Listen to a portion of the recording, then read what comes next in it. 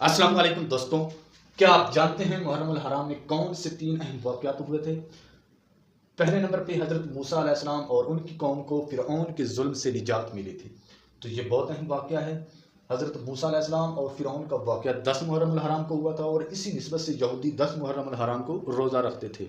और बाद में हज़ूर नबी करीम सल्लल्लाहु अलैहि वसल्लम ने मुसलमानों को भी हुक्म दिया कि वो भी 10 मुहर्रम अल हराम का रोज़ा रखा करें। दूसरा अहम वाक़या हज़रत उमर फ़ारूक की शहादत हुई थी। 27 ज़ुल्हिज्जा को नमाज़ फ़जर की इमामत कराते हुए अबू लोलू ने हज़रत उमर फ़ारूक पर हमला किया और 1 मुहर्रम आप रज़ी अल्लाह तआला अन्हु इस दुनिया फ़ानी से रुखसत हो गए। तीसरा अहम वाक़या जो अहम सानिया है, वाक़या करबला, हज़रत सैयदना इमाम हुसैन अलैहिस्सलाम की शहादत।